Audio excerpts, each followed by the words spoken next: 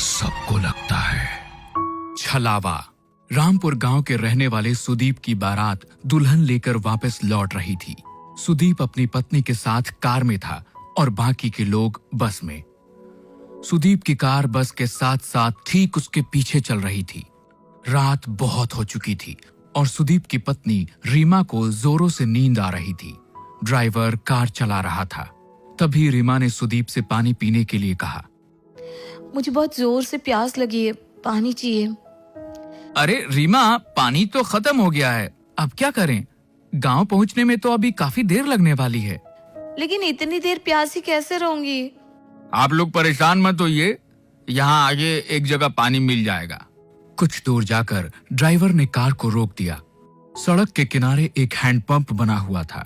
Sudeep car से पानी लेने के लिए उतरने लगा। रीमा ने उसे कहा कि वो भी कार में बैठे बैठे थक गई थी और 2 मिनट के लिए उतरना चाहती थी। आप दोनों की अभी अभी शादी हुई है, हाथों में मेहंदी लगी हुई है, ऐसे में आधी रात को सुनसान जगह रुकना सही नहीं है। पानी मैं लेकर आता हूँ। लेकिन मुझे बाहर जाना था। शायद ड्राइवर भैया सही कह रहे हैं रीमा, हमें बाहर नहीं जाना चाहिए। ड्राइवर बाहर उतर गया और रीमा कार की खिड़की से बाहर देखने लगी। कुछ देर में ड्राइवर पानी लेने गया और पानी लेकर वापस आ गया। उसने पानी की बोतल रीमा को दे दी। रीमा ने जल्दी से पानी पी लिया। लेकिन इस बीच में बारात की बस जो अब तक आगे आगे चल रही थी वो दूर निकल गई और रीमा, सुदीप और ड्राइवर उस सुनसान रास्ते पर अकेले रह गए। ये देख सुदीप ने ड्राइवर से कहा कि वो कार को थोड़ा तेज चलाए ताकि बस के पास पहुंचा जा सके। ड्राइवर ने सुदीप की बात को मानते हुए कार को तेज चलाना शुरू कर दिया। लेकिन काफी देर के बाद भी कार बस तक नहीं पहुंच पाई। भैया 1 घंटा हो गया लेकिन अभी तक कहीं बस नजर नहीं आ रही है। इतनी दूर तो नहीं निकली थी, आखिर हो क्या रहा है? तभी रीमा की नजर सड़क के किनारे एक हैंडपंप पे पड़ी। उसने देखा कि ये वही हैंडपंप था जो कुछ देर पहले रास्ते में आया था और जहां से उन लोगों ने पानी लिया था, क्योंकि उस हैंडपंप का भी हैंडल टूटा हुआ था। ड्राइवर भैया, आप गलती से कार वहीं लेकर आ गए हैं। हाँ, मुझे भी ऐसा ही लग रहा है, लेकिन ये सब हो क्या रहा है? वो देखिए, हैंडपंप के पास कोई है, उससे पूछ लेते हैं। सुदीप, रीमा और ड्राइवर ने देखा कि एक बूढ़ा आदमी हैंडपंप से पानी भर रहा था। आप हमें यहाँ से रामपुर जाने का रास्ता बता सकते हैं? रामपुर तो 2 किलोमीटर पीछे छूट गया, तुम लोग वापस जाओ। नहीं, ऐसा नहीं हो सकता, हम वहीं से आ रहे हैं, वहाँ रामपुर गांव नहीं है। भाग जाओ यहाँ से, ये रास्ता बहुत खतरनाक है। यहाँ एक छलावा घूमता है, अगर तुम उसके चक्कर में फंस गए तो कभी यहाँ से बाहर नहीं जा पाओगे। ये सुनते ही ड्राइवर, सुदीप और रीमा बुरी तरह से डर गए। सुदीप वहां से कार लेकर निकला, लेकिन काफी देर हो गई और वो लोग उसी रास्ते पर घूमते रहे। अब उनको समझ आ गया था कि वो छलावे में फंस चुके थे। तभी रीमा ने धीरे से सुदीप के कान में कहा, किसी भी बहाने से हमें इस ड्राइवर को कार से उतारना होगा और कार तुम्हें चलानी होगी। लेकिन ऐसा क्यों? क्योंकि ये ड्राइवर ही कार से बाहर उतरा था और उसी वक्त छलावे ने इसे पकड़ लिया होगा। अगर हमने इसे यहीं छोड़ दिया तो हम बच सकते हैं। सुदीप रीमा की बात मान लेता है और ड्राइवर को कार रोकने के लिए कहता है। उसके बाद सुदीप खुद भी कार से उतर जाता है और ड्राइवर को बाहर आने के लिए कहता है। ड्राइवर बाहर निकलता है और सुदीप उसे धक्का देकर खुद गाड़ी में बैठ जाता है।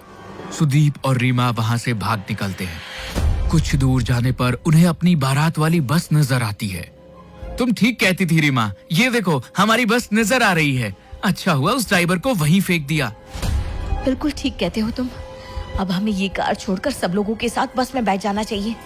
सुदीप कार को बस के आगे रोक देता है और वे दोनों अपने घर वालों के साथ बस में बैठ जाते हैं। बस आगे बढ़ने लगती है। थोड़ी देर बाद सुदीप की नजर बाहर हैंडपंप पर पड़ती है। ये वही हैंडपंप था जिसके पास से वो पहले 2 बार गुजर चुके थे। अब सुदीप को समझ नहीं आ रहा था कि ड्राइवर तो वहीं रह गया, फिर आखिर ये छलावा उसे अब भी क्यों हो रहा था? सुदीप ने ये बात अपने रिश्तेदारों को बताई। हम सब लोग एक छलावे में फंस चुके हैं, इससे बाहर कैसे आना है कोई नहीं जानता। लेकिन बेटा, ये छलावा होता क्या है? पापा, जब कोई इंसान एक्सीडेंट में मर जाता है तो उसकी आत्मा ऐसे सुनसान रास्तों पर भटकती रहती है और लोगों के सामने ऐसा भ्रम पैदा करती है कि वे आगे बढ़ रहे हैं, लेकिन वो उसी जगह पर घूमते रहते हैं। हम कभी अपने गांव रामपुर नहीं पहुंच पाएंगे। सुदीप की बात सुनकर सब लोग बुरी तरह से डर जाते हैं। तभी रीमा उठकर खड़ी हो जाती है। उसे बस की खिड़की से अब वो ड्राइवर नजर आ रहा था। रीमा ने इस बारे में सब लोगों को बता दिया। सब लोगों को लगा कि वो जितना ड्राइवर से बचने की कोशिश करेंगे उतना ही फंसते चले जाएंगे। इसलिए उन्होंने बस को रोका और ड्राइवर को बस के अंदर बुला लिया। इस छलावे से हम कभी बाहर नहीं निकल पाएंगे अगर हमने उसे अपने से दूर नहीं किया। तुम ही वो छलावा हो, इसलिए अब तुम्हें मरना होगा। अपनी जान बचाने के लिए खत्म कर देंगे। ऐसा कहते ही सुदीप और उसके पापा मिलकर ड्राइवर को मार देते हैं। कुछ ही देर बाद वो अपने गांव रामपुर पहुंच जाते हैं। वहां पर रीमा का स्वागत किया जाता है, लेकिन रीमा जैसे ही सिंदूर वाले पैर लेकर आगे बढ़ती है, उसके पैरों के निशान नहीं बनते। ये देखकर सब हैरान रह जाते हैं। बहू के पैरों के निशान क्यों नहीं बन रहे? इसका मतलब हमारी बहू के ऊपर कोई बुरी आत्मा का साया है। अब क्या करें? ये हमारी बहू नहीं बल्कि वो बुरी आत्मा है जिसकी वजह से हम फंस चुके हैं। नहीं, ऐसा नहीं है। मैं रीमा हूँ। मेरे साथ कुछ मत कीजिए प्लीज। अगर हमने तुझे छोड़ दिया तो हम सब मारे जाएंगे। नहीं, ऐसा मत कीजिए। मैं छलावा नहीं हूँ, मेरा भरोसा करो। ये आपका बेटा छलावा है। ये आपको जैसा दिखा रहा है ना, सब कुछ वैसा ही नजर आ रहा है। लेकिन कोई भी रीमा की बात पर यकीन नहीं करता। वो लोग उसे मारते नहीं हैं, लेकिन एक कमरे में कैद कर देते हैं। सुदीप के चाचा का बेटा राहुल ये सब कुछ चुपचाप देख रहा था। उसे लगा कि रीमा के ऊपर घर के सब लोग अत्याचार कर रहे हैं। इसलिए वो रात के वक्त उस कमरे में पहुंचा जहां रीमा को कैद किया गया था।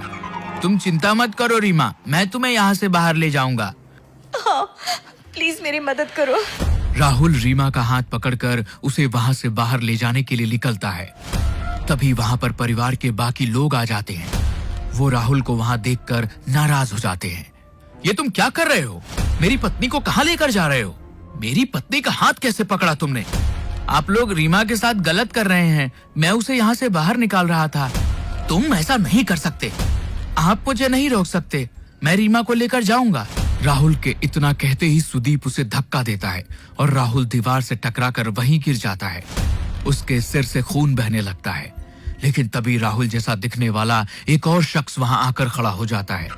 घर के लोग समझ ही नहीं पा रहे थे कि ये सब हो क्या रहा था। राहुल, तुम तो बेहोश हो गए थे।